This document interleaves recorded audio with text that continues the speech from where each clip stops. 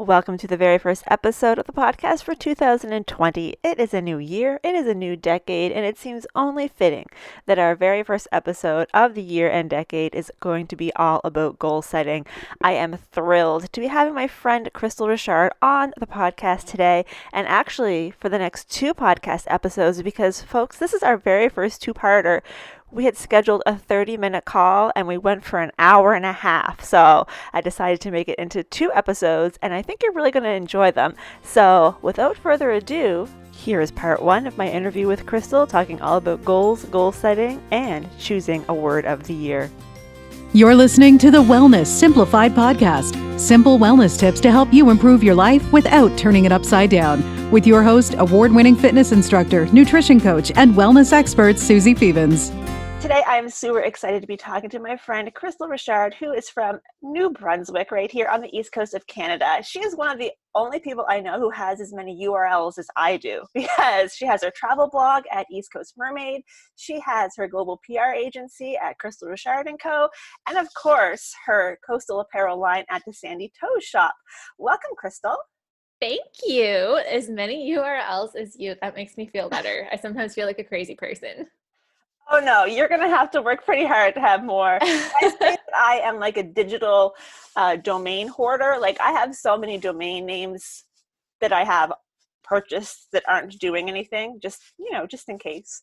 Oh, me too. Me too. I definitely have a few. Anytime I get an idea, I mean, domains are so cheap that I just, and then every time they like renew, I'm like, oh, I forgot I had that. So I know, and I have so many different versions of my name because I have my full name and then I have my shortened name and I have .com and I have .ca. It's ridiculous. Oh anyway, today we are going to be talking all about goals and goal setting. It's a new year, it's a new decade, and Crystal and I, we have, I think, similar methods for doing some goal setting, but I think that they're different enough that it's going to make for a really interesting conversation. So I invited her on and she very kindly said yes. So we are going to be talking all about goals. So to start off, have you done any goal setting for 2020 yet? I have. I have not. To be fair, though, I really unplugged over the holidays. I think just the way that the break was, I was pretty much done work on the 20th because in the world of PR, you're not pitching during the holidays. No one. I mean, even today, it's Monday, January 6th, and I'm like, oh, I'm going to let journalists have one more day to dig out of their inboxes.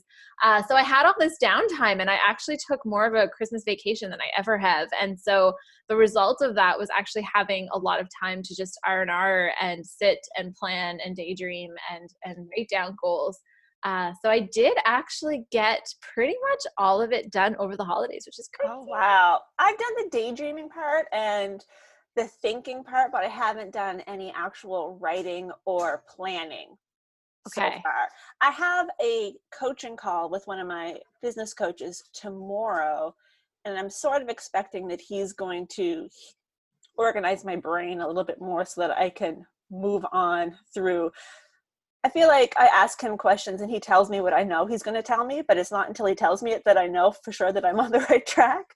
Yeah. So I'm just waiting for that call and then I will get into it, but I'm sort of hanging out there.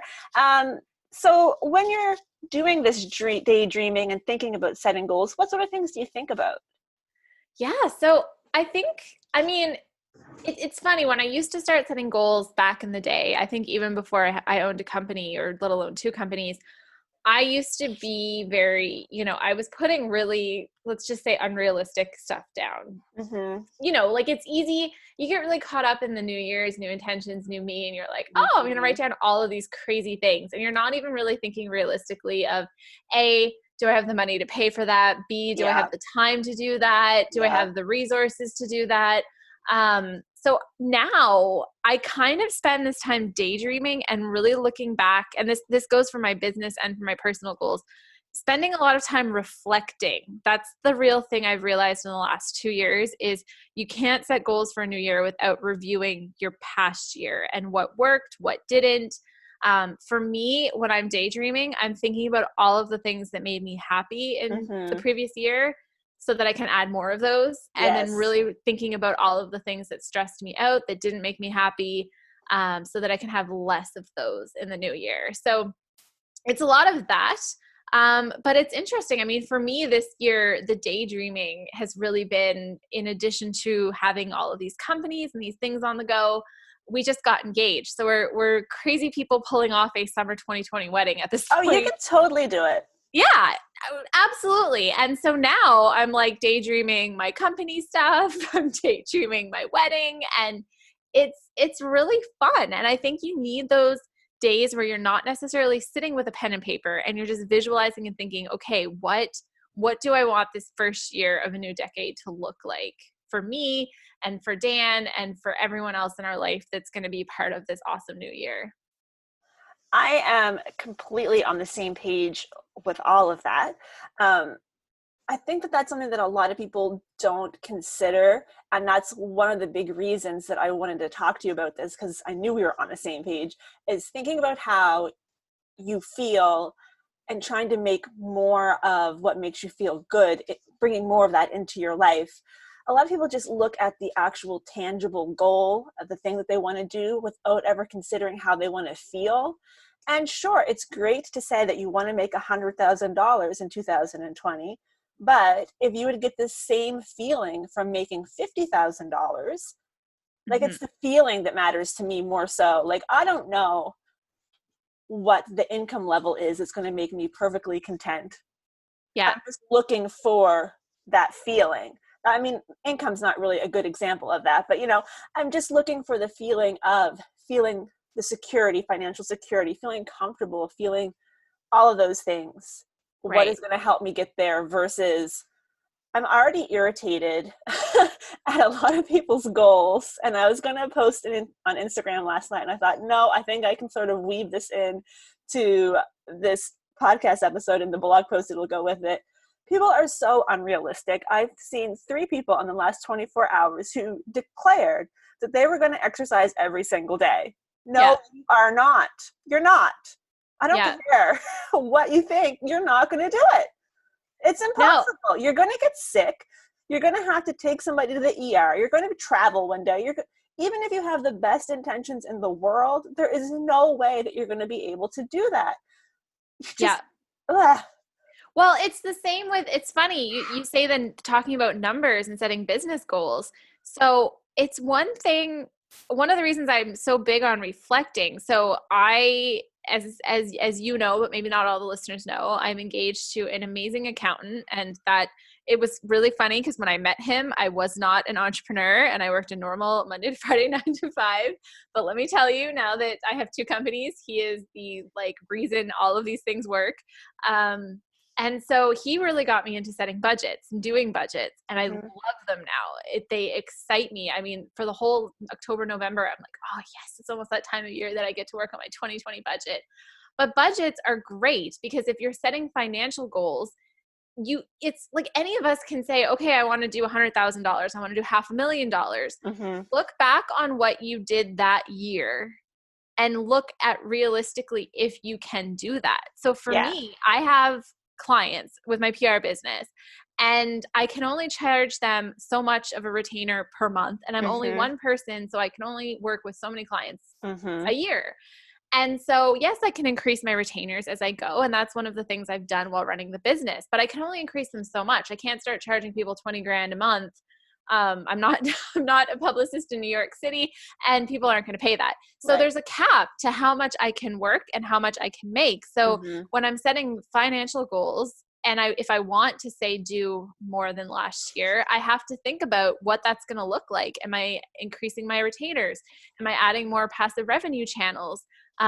You really have to be mindful of that and having a budget that you can review and say, okay, this is what I made last year and this is what I spent.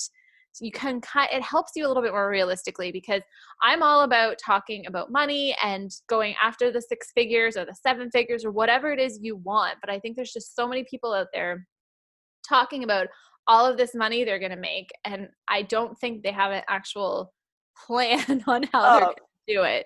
I absolutely agree. And, it's that whole, you need to look where you want to go situation. If you don't know where you are, you can't look to where you want to be. Right. And you need to have that plan going into it. and to know your full capacity. I'm sort of in a weird place. I have a number of income streams, but my classes, it's unrealistic for me to say that, okay, I'm going to go from having an average of, say, 15 people in an evening class to having 45 or 50. Sure, back when Zumba first came out, I easily had 50 people a night, but I knew that that was just because it was the hot thing. I never expected that to continue forever. And it had been very, very naive of me to think, okay, well, I have 50 people here on the year that this is a really hot trend. 10 years from now, I'm still going to have that. No. And then I have like my nutrition clients. I can only take on so many one-on-one clients, same as you. There's only so many I can do. So that part of my income taps out. But then I also have my online programs, which are much more scalable. And it's a lot easier for me to make one program and sell it to 50 people or 100 people. And on that side of things, I can easily scale things, but I have done that purposely so that I can scale it. Whereas a lot of people are in their job where maybe they'll get a promotion, maybe they'll get a raise, but they're kind of stuck at a number. And unless they do something, you can't make $100,000 over to $50,000 paycheck. Well, I know for me, I've focused very predominantly on client work for the last, 2-3 years. I guess the company's going to be 3 years in February. And so this year I did set a higher revenue goal for the year, but it's because I'm planning to launch my first course. I'm launching digital products. Because of all of that, I'm optimistically thinking, okay, this might actually be doable.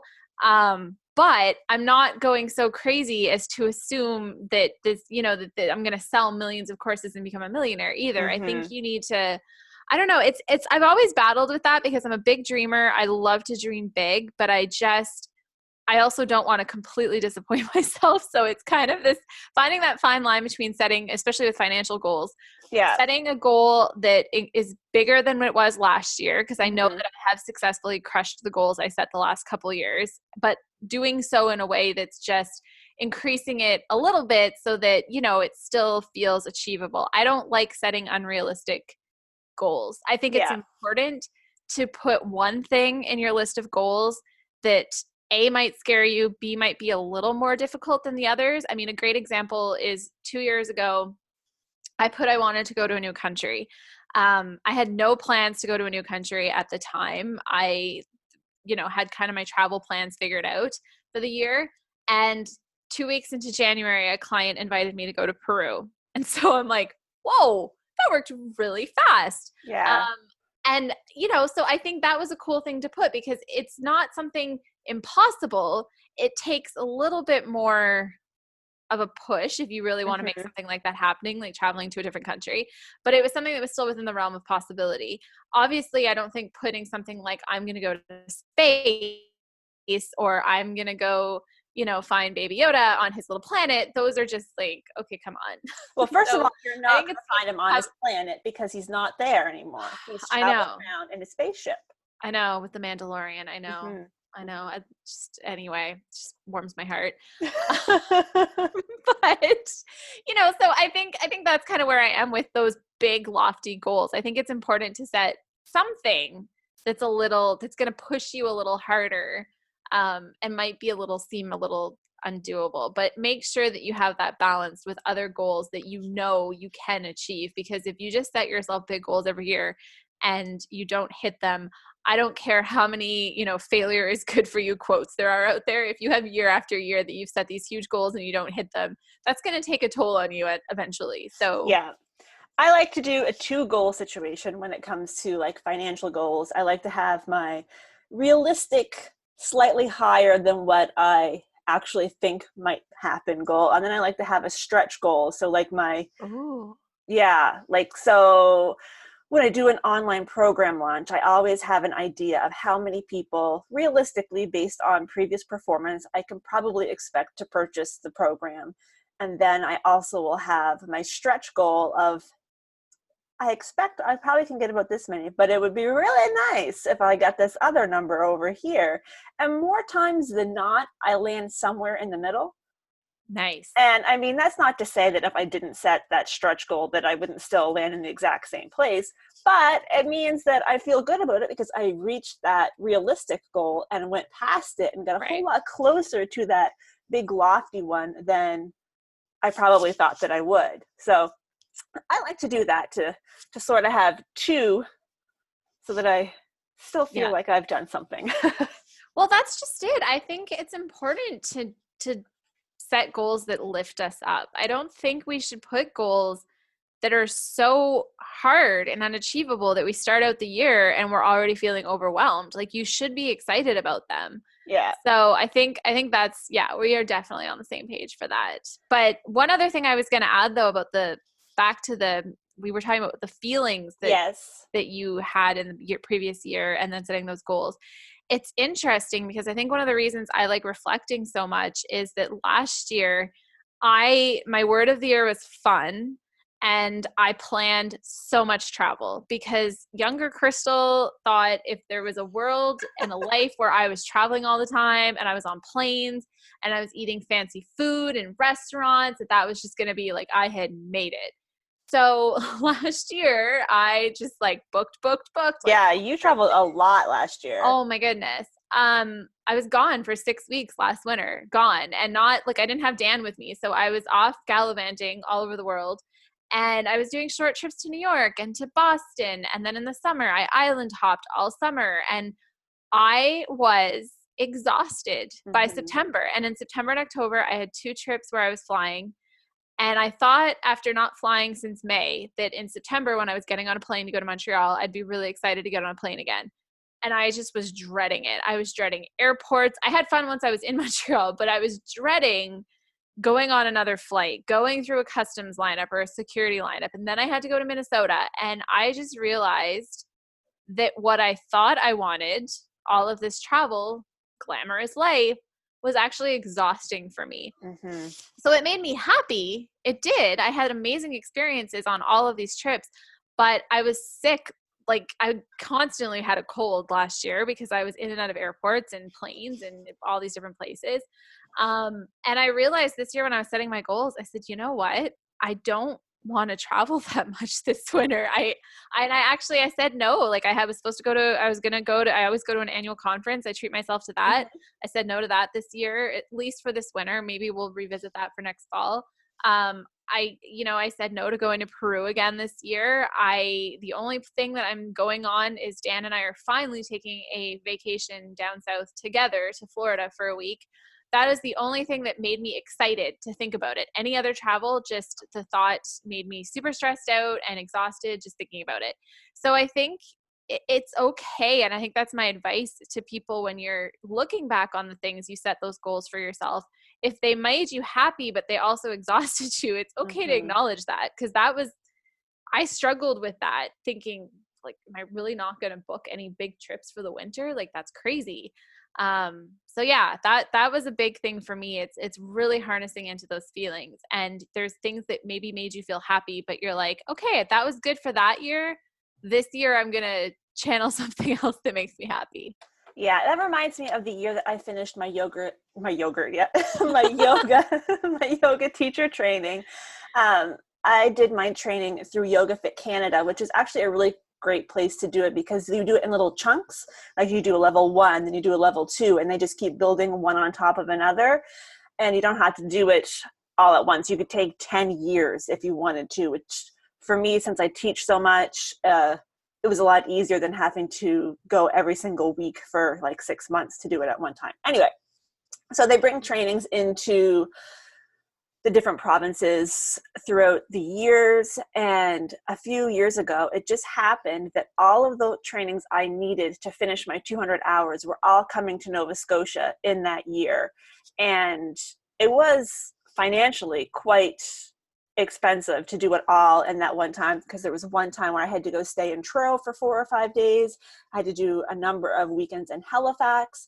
And I did I want to say 20 days of training just for that year. And I was so glad that I did it and I got it done.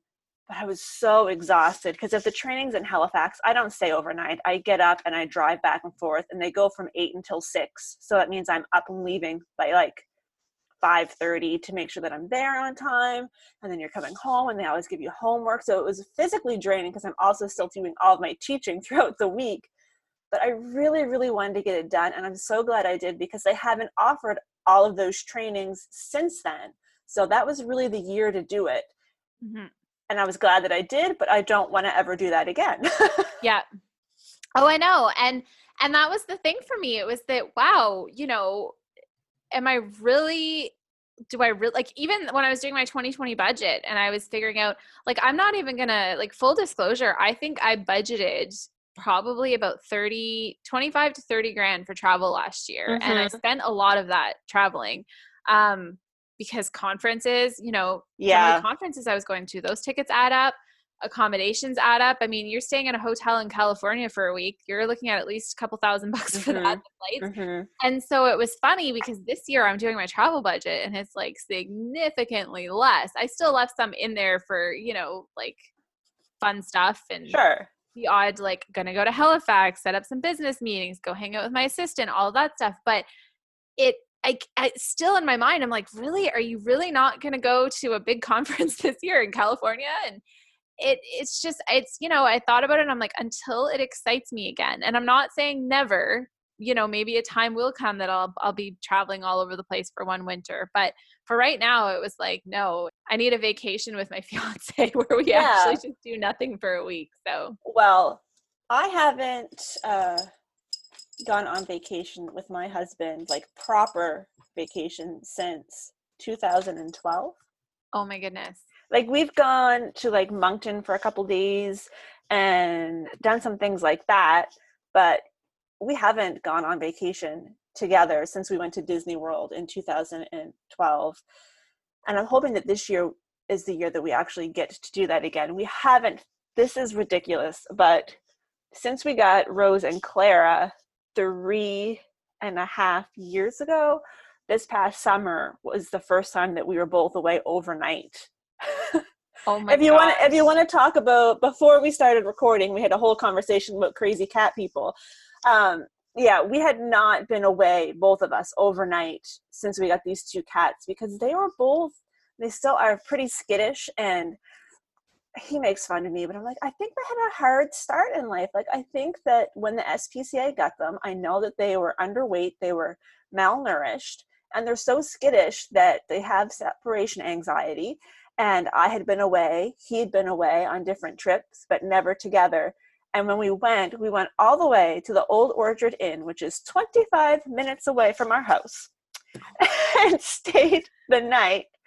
And like, my parents, they are literally 30-second walk to our door. But that was a big reason why we hadn't taken a vacation. And even still, I'm like, I don't know. I don't feel like I can go from just having been away for one day to being gone for a week. Like, we need to have a couple shorter stints in there. And I realize that this is complete insanity. I really, truly do understand that. But yeah. I get it. I am that girl that every time I leave for more than a couple days, I am literally crying saying bye to my cat. Yes. So I get it, because pets and non-pet owners don't always get this, but pets can go from being completely fine to like dying if there's something wrong with them in such a short time span. And so I always have this like irrational fear that I'll be in another country or something and Bella will get sick and I can't get home. So no, I 100% get that. So hopefully we actually go somewhere this year. At least make it to Halifax. Yes. Sprint trips are great. That has been one of Dan and I's things for the last little while. We typically do, like, we're big fans of the 4-day weekend. And it's interesting because one of the things that I shared, which this might be inspiring for people who are kind of planning the year and goal setting, it's interesting, but on I think the December 23rd, I shared a post just kind of reflecting on the year in business. And I put something that didn't seem shocking to me at the time. I put that as a business owner, I still took 40 days vacation in 2019. And I had a lot of people message me privately to ask me how I did that, as in thinking it was completely impossible. And I'm like, okay, well, that's 40 days over 365 days out of the year. Yeah. And I actually only took, maybe 2 full weeks off, like one in the summer and one around the holidays. But what I do is I'll take long weekends. The internet is very slow on Fridays. If you run an online business, you know this. Most people, especially in my world of PR, are just trying to get their stuff done so they can get off at 5 o'clock. They don't want to get a new story idea at 4 o'clock in their inbox on Friday. Yeah. So I've strategically structured the business so that I can take Fridays off. Sometimes I'll take a Thursday, Friday. But that's like the trick. And Fridays, if you take some Fridays here and there, that will add up to 40 vacation days over time. But it just seems so weird to me that people thought that was so shocking. I remember seeing that story, and I don't think that I was shocked. I have meant to go back and add up mine, and I know that it's not going to be as many because of the way I have spread out some of my work. I could do all of my nutrition reviews. My clients all get 2 reviews a week. So for a long time, I just did them Monday, Tuesday, Thursday, Friday. But I got to the point that I had too many, and it was making me too cranky to have to do 2.5 or 3 hours at a time. So I've now spread them out Monday through Saturday. So like today, I only spend about 45 minutes. So a lot of days that I would still consider to be a vacation day, I probably worked for an hour, but like I can't really complain about that. When I went to Montreal in the fall, I still technically worked. I just got up every morning, and as my friends were like getting ready and we were doing whatever, figuring out what we're going to do the day, I just did my work, and then I was done, and I didn't have to worry about it for the rest of the day. But I still did do a little bit of work. Oh, and if I were to look back at those 40 days, there's a lot of those days that's exactly it. I checked in for maybe half an hour in the morning, but I disconnected for the day. Yeah. But yeah, as a business owner, it's really, it's hard to not, like, I can't not check in. And I'm working on that for 2020, and, thinking about growing the team just a little bit with an extra contractor or two, so that, on my wedding day, I'm not making sure that there's no fires in my inbox, because I would be the person who would be like about to walk down the aisle being like, I'm going to just check Slack and make sure everyone's peaceful. Yeah, right. I will say I have 2 assistants. Yeah.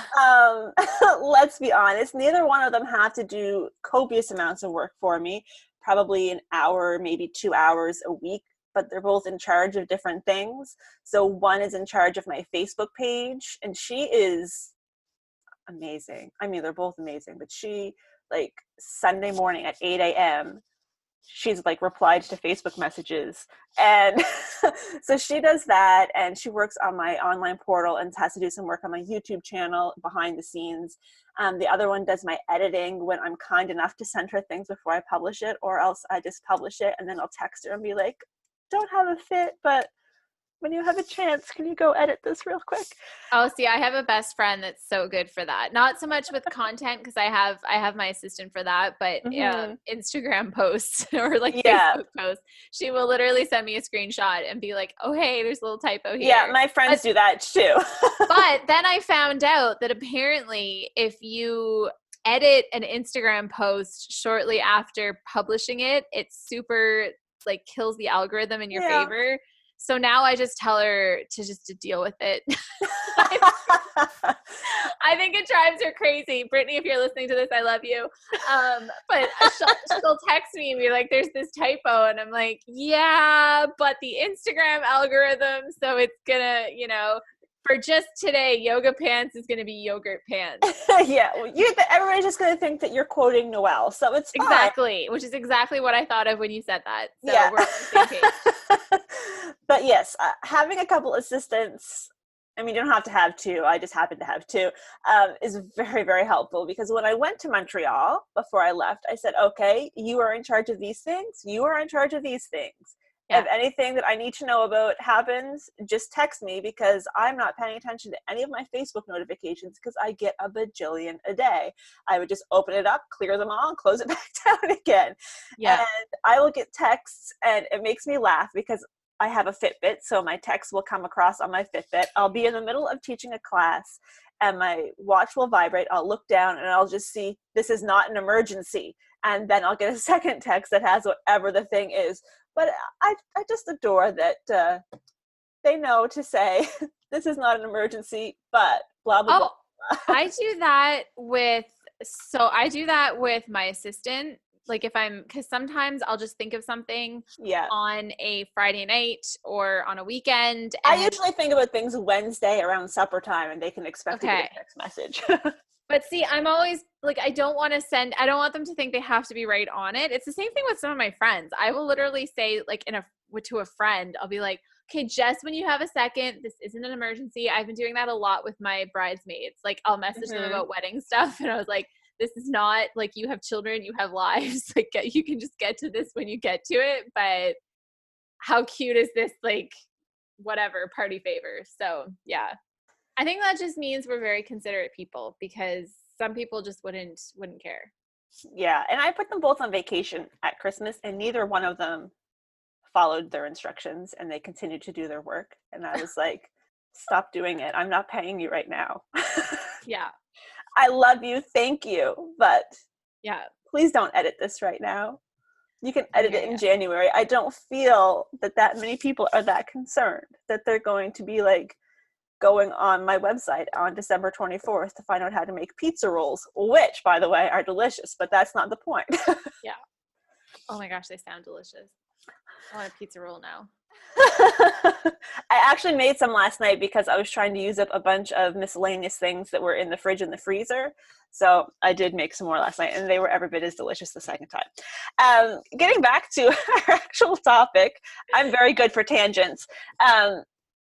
Personal versus professional goals. I know that you talked about them a little bit. Do you do anything differently? Do you keep them in a different place? Do you keep everything all in one spot?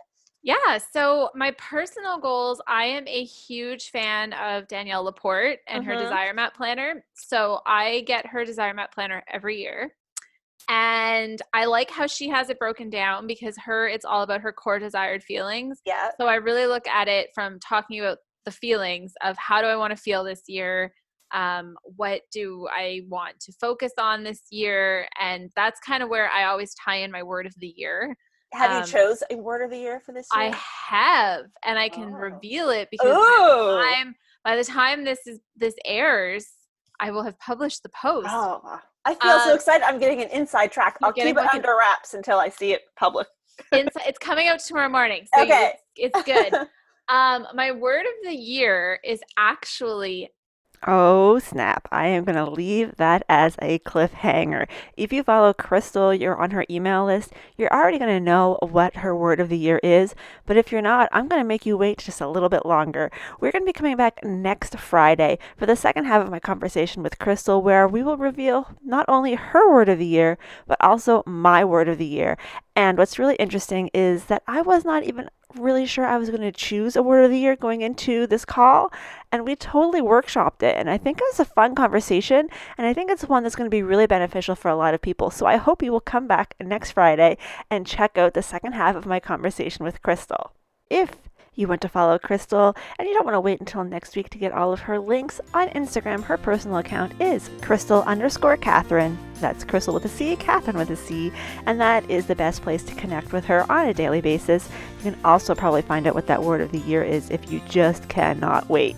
And of course, you can find me at Susie Confesses, SUZI Confesses on Instagram, on Facebook, facebook.com/Confessions of a Fitness Instructor, and of course, confessionsofaFitnessInstructor.com or SusieTheevans.ca. Thank you so much for listening. I can't wait to share the second half of this episode with you next Friday.